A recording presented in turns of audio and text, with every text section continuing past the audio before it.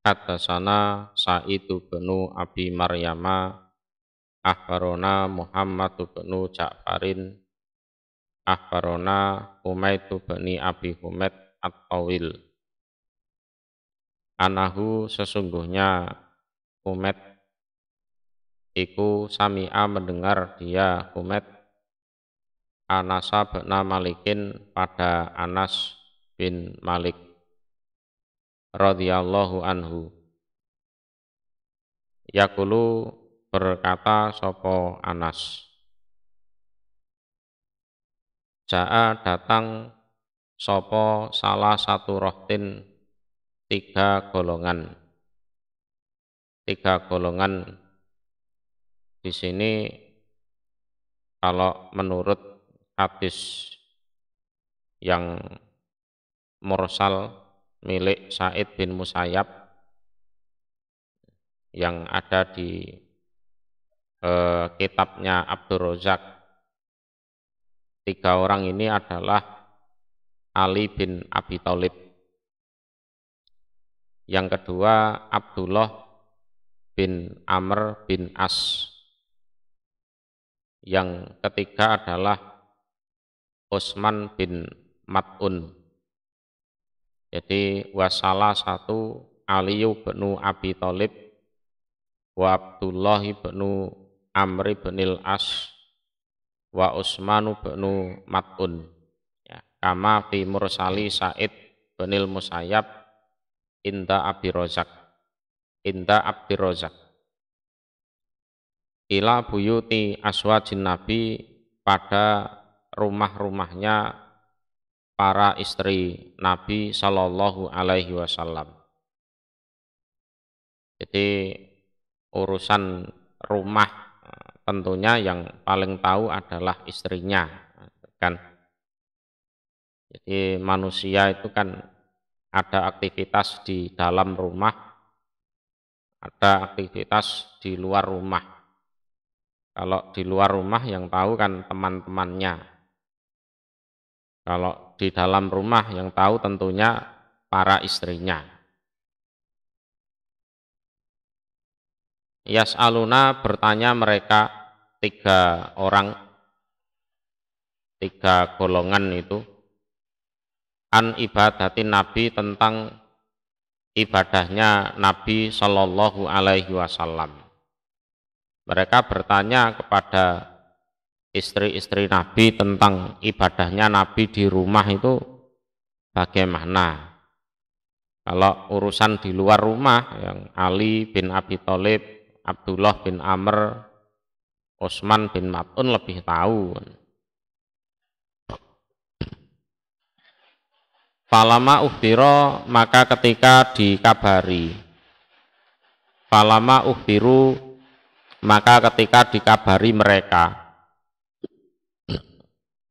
ka'anahum, seakan-akan sesungguhnya mereka, iku takolluha, menganggap sedikit mereka pada ibadah. Masa Nabi kok ibadahnya cuma kayak gitu, masa hanya itu saja, nah, gitu kan, masa hanya itu saja.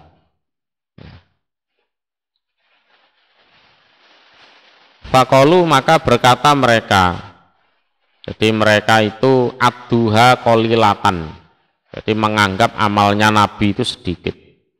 Faqalu, maka berkata mereka, wa aina, dan di mana, nahnu utawi kami, minan nabiyyi, dari Nabi Sallallahu Alaihi Wasallam. Wah, ya kami kalau dibandingkan dengan Nabi ya nggak ada apa-apanya, beda kita dengan Nabi. Wa aina nahnu minan nabiyyi Sallallahu Alaihi Wasallam. Qad ghufira, sungguh diampuni, ya, lahu bagi Nabi apa ma apa-apa, taqaddama yang dulu, apa ma min dan bihi, dari dosanya Nabi. wama dan apa-apa ta'akhara yang akhir apa ma. Karena untuk Nabi dosa-dosanya yang terdahulu maupun dosa-dosanya yang sekarang itu kan sudah diampuni. Pengertiannya kalau kita kan belum. Kalau kita kan belum. Ya. Qala berkata sapa ahaduhum salah satu mereka, amma ana adapun aku, fa ini maka sesungguhnya aku iku usolli akan selalu sholat aku alaila di waktu malam abadan selama-lamanya. Karena tidak ada malam yang dilarang untuk sholat, itu tidak ada. Ya, jadi aku kalau malam akan sholat terus untuk selama-lamanya. Nah, gitu. Itu omongannya seperti itu. Jadi kalau malam itu tidak ada malam larangan untuk sholat, itu tidak ada. Ya. Waqala dan berkata sapa akharu orang yang lain, ana utawi aku iku asumu akan berpuasa aku ad-dahra. Jadi lafadznya itu ad-dahra bukan abada ya. Ad-dahra. Ad-dahra itu ya waktu yang panjang ya. Ad-dahra pada waktu yang panjang. Wala uftiru dan tidak mokel aku ya. Tidak akan mokel di siang hari kecuali kalau memang pas hari raya Idul Adha, Idul Fitri atau hari-hari tasyrik. Nah, itu maka di sini lafadznya tidak memakai abada tapi memakai ad-dahra. Karena kalau siang itu ada waktu-waktu dilarang untuk puasa itu. Waqala dan berkata sapa al-akharu orang yang lain. Ini yang ketiga. Ana utawi aku aktazilu iku memisai aku an-nisaa pada wanita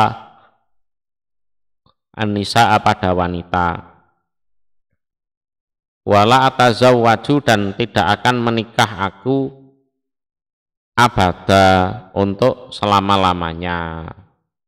Terus kalau aku anulah tidak akan menikah untuk selama-lamanya. Aku akan memisahkan diri dari wanita. Aku tidak akan menikah untuk selama-lamanya. Gitu. Faja'a maka datang sapa Rasulullah sallallahu alaihi wasallam. Rasulullah datang. Faqala maka bersabda sapa Rasul, antum apakah utawi kalian iku aladina orang-orang kultum yang mengatakan kalian kada demikian wa kada dan demikian. Ini kalian ya yang mengucapkan itu, yang mengucapkan akan puasa terus, akan sholat terus, akan tidak menikah. Ama ingatlah, wallahi demi Allah, ini sesungguhnya aku. Jadi ama ingatlah, ngomong ama itu ya biar diperhatikan oleh yang mendengarkan. Wallah demi Allah, ini juga pakai sumpah ya. Ini sesungguhnya aku ikulah ahsakum, niscaya lebih takutnya kalian lillah pada Allah ya. Jadi kalau takut ini memang urusannya dengan ilmu. Seperti dalilnya innama yahsallah min ibadihil ulama. Wa atqakum, dan lebih bertakwanya kalian. Kalau takwa urusannya dengan amalan ya, lahu pada Allah ya. Jadi yang bisa kita ambil dari hadis ini adalah fihi isaratun ila raddima banau alaihi amrohum min annal maghfura lahu la yahtaju ila mazidin fil ibadah bi khilafi ghairihi. Jadi orang-orang itu asalnya mereka itu punya anggapan kalau orang yang sudah diampuni dosanya itu tidak perlu untuk menambah amalan ibadah, kecuali kalau orang itu belum diampuni dosanya, lah itu harus cari tambahan amalan ibadah, kan gitu kan. Lah sehingga pengertian ini ditolak oleh Nabi, ya, ditolak oleh Nabi.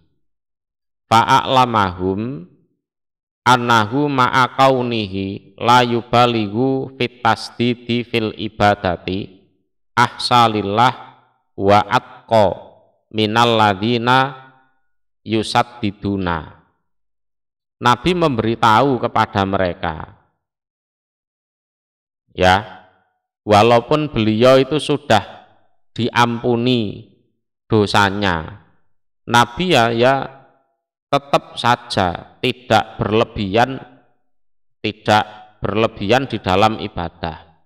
Walaupun seperti itu, Nabi itu loh adalah orang yang paling takut pada Allah, lebih takut kepada Allah daripada orang-orang yang apa? Istilahnya berlebih-lebihan di dalam ibadah. Itu. Jadi kalau kita lihat orang sekarang mungkin ibadahnya kelihatan pol, ya tekun, ya dan lain-lain, bisa jadi itu memang bodoh, tidak ngerti hadis ini. Orang Nabi saja yang sudah diampuni dosanya itu tidak berlebih-lebihan di dalam ibadah, itu tidak. Sementara statusnya Nabi adalah ahsakum lillah wa atqakum lahu. Nabi itu paling takut pada Allah, paling bertakwa pada Allah. Ya.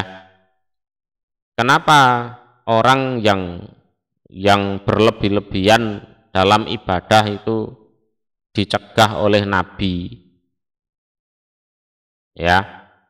Karena wa innama kana kadzalika li annal musaddid layak manu minal malal bikhilafil muqtasid fa innahu amkana listimrorihi. Ya. Orang yang berlebih-lebihan di dalam ibadah itu tidak aman dari rasa bosan, ya, bosan, ya, namanya orang. Beda dengan orang yang ibadahnya sedang-sedang saja, itu akan lebih cenderung awet, ya, lebih cenderung awet. Wa khairul amali madawama alaihi shahibuhu. Nah, sedangkan amal yang baik itu adalah amalan yang pelaku amalan tersebut bisa rutin, ya, bisa konsisten, bukan yang banyak tapi habis itu berhenti, itu tidak. Itu.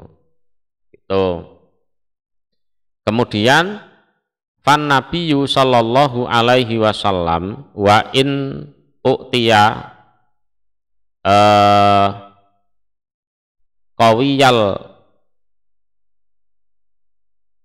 khalqi fil ibadati Lah Nabi walaupun beliau itu diberi kekuatan makhluk ya di dalam masalah ibadah. Kalau ibadah itu beliau ya kuatlah ya kuat. Lakin qasduhu at-tasri'a wa ta'limu ummatahu at-tariq allati la yamul biha sahibuha.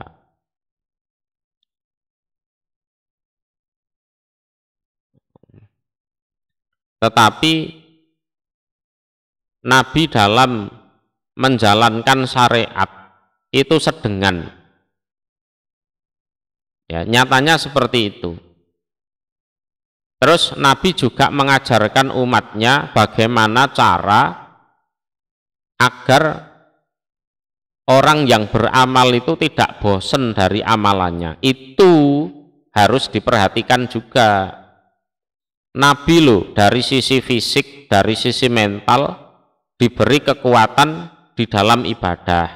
Tapi perlu diperhatikan, Nabi itu menjalankan syariat itu santai ya, sedengan. Juga mengajarkan umatnya bagaimana cara agar beramal itu pelakunya tidak bosan. Nah, gitu. Ini yang perlu diperhatikan. Kemudian waqala Ibnul Munir mengatakan inna haula banau ala anal khaufa al ba'its alal ibadati yunhasaru fi khaufil uqubah. Falamma alimu annahu sallallahu alaihi wasallam maghfurun lahu dhannu an la khaufa wa hamalu qillatal ibadah ala dzalik. Ya. Jadi mereka 3 orang itu ya, mereka 3 orang itu punya anggapan bahwa rasa takut akan disiksa oleh Allah itu adalah yang bisa membangkitkan, menyemangati orang untuk beribadah. Lah termasuk di situ ya, itu termasuk di dalam takut disiksa oleh Allah. Lah setelah mereka tahu bahwa Nabi itu diampuni dosanya oleh Allah, ya, mereka punya prasangka, ya, punya prasangka bahwa sudah tidak ada rasa takut lagi bagi Nabi. Makanya Nabi ngamalnya santai, ya kan? Sehingga mereka punya anggapan kalau mereka belum bisa diampuni dosanya, mereka harus banyak ibadah. Beda dengan Nabi, kalau ibadahnya sedikit ya wajar, itu loh. Nah, jadi mereka itu punya anggapan bahwa orang bisa tekun ibadah itu didorong oleh takut disiksa oleh Allah, ya kan? Begitu mereka tahu Nabi sudah diampuni dosanya, terus amalannya Nabi kok sedikit, lah mereka menganggap wajar. Nah, terus mereka punya pemikiran, lah kita kan belum diampuni dosanya, maka kita harus memperbanyak ibadah. Ya. Farodda alaihi sholatu wassalam alaihim dalika. Terus anggapan mereka itu dibantah oleh Nabi. Jadi dibantah oleh Nabi. Jadi tidak seperti itu ceritanya.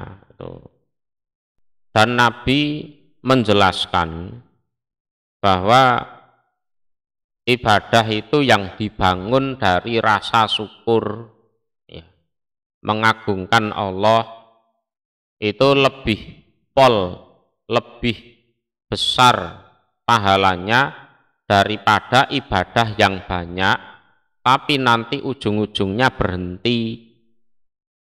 Ya. Karena apa? Li'annad daim wa in qalla aktsaru minal katsir idzan qata'a. Ya. Jadi ibadah yang rutin walaupun sedikit itu hasilnya lebih banyak daripada ibadah yang banyak tapi berhenti. Ya. Jadi ada sebuah madhab di sini, lau aujaballahu syai'an lawajaba. Jadi seandainya Allah itu mewajibkan sesuatu, ya sudah, sesuatu itu jadi wajib. Wa illam yatawa'at biuqubatin ala tarkihi, walaupun Allah tidak mengancam, menghukum orang yang meninggalkan kewajiban tersebut. Itu loh. Jadi walaupun tidak ada dalil ancamannya, tapi kalau Allah itu mewajibkan, ya sudah, sesuatu itu wajib. Lah, orang yang tidak diancam terus takut pada Allah, terus mau ibadah, nah, itu ya itulah makomnya Rasulullah. Wa huwa maqamur Rasul sallallahu alaihi wasallam at-ta'abbud ala sukri wa alal ijlal. Jadi ibadahnya para rasul termasuk Nabi Muhammad itu adalah ibadah yang dilandaskan rasa syukur, rasa mengagumkan, la ala khaufil uqubah, tidak berlandaskan takut diseksa. Fa innahu minhu fi ismatin, karena Nabi sudah diampuni dosa-dosanya. Jadi ya memang ibadah itu seperti itu. Ada orang itu ibadah karena takut dihukum, takut disiksa. Kalau sudah naik kelas lagi, nah dia ibadah karena rasa syukur, karena mengagungkan pada Allah. Walaupun tidak diancam pun, dia tetap ibadah. Nah, gitu. Walakini dan tetapinya aku, Rasul, iku asumu berpuasa aku. Wa uftiru dan mokel aku. Wa usolli dan sholat aku. Wa arkudu dan tidur aku. Wa tazawwaju dan menikah aku an-nisaa pada wanita. Lah aku ya ada kalanya puasa, ada kalanya mokel tidak puasa. Ada kalanya aku sholat, ada kalanya tidur, dan aku juga menikahi wanita. Faman maka barang siapa rogiba yang benci diaman, rogiba di sini bermakna a'rodho, berpaling, ya. An sunnati dari sunahku, ya, dari jalan hidupnya Rasulullah, dari sunnahnya Rasul, dan setelah itu meninggalkannya, falaisa maka tidak ada diaman iku mini dari golonganku. Artinya kalau itu diterus-teruskan ya murtad betul orangnya itu. Ya. Asalnya ya benci, akhirnya berpaling, terus acuh, menutup hati, lama-lama ya pergi. Nah, gitu kan. Barang siapa yang benci dari sunahku, maka dia bukan golonganku. Ya kalau diterus-teruskan ya murtad betul itu orangnya. Ya.